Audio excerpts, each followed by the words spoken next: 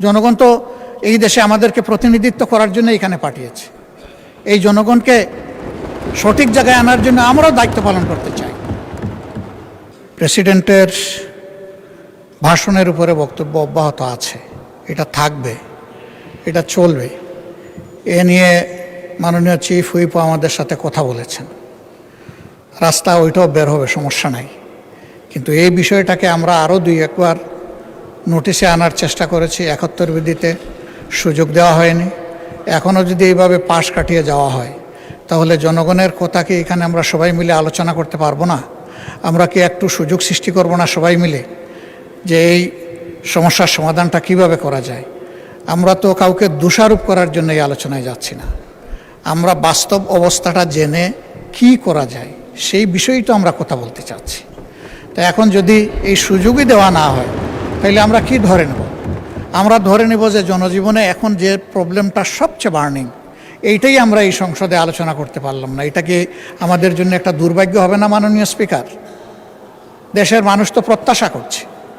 আমি নিজে এই বিষয়গুলো বাস্তবে বোঝার চেষ্টা করেছি। পত্রিকায় অনেক কিছু লেখা হয়, সামাজিক মিডিয়ায় অনেক কিছু আসে, তার কিছু বাস্তব কিছু অবাস্তব। নিজেকে বোঝার চেষ্টা করেছি আসলে কতটুকু বাস্তব, কোন জায়গায় কোন সমস্যাটা।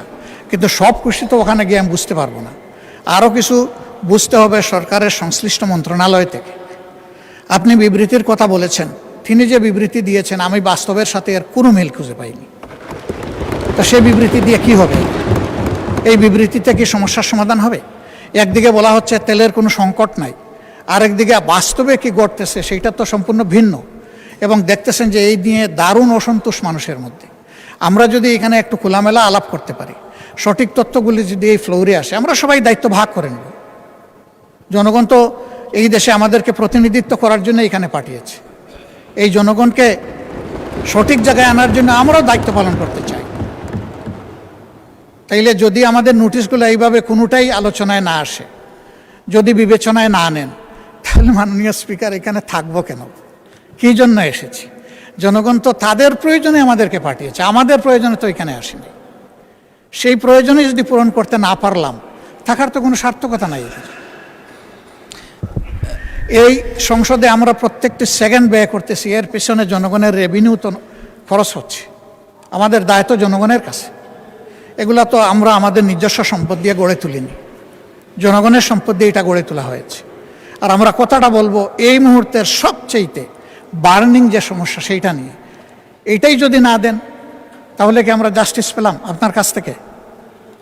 পেলাম না। মাননীয় নেতা, যদি আমি অনুরোধ করবো যে এইভাবে নোটিশটা নিষ্পত্তি না করে আপনি আজকে না করেন, একদিন পরে হোক, 2 দিন পরে হোক, বিষয়টা আলোচনার জন্য ফিক্স আপ করেন এবং তখন মুলতবি করে এটা আলোচনা করেন। মাননীয় বিরোধী দলীয় নেতা, আপনাকে অসংখ্য ধন্যবাদ।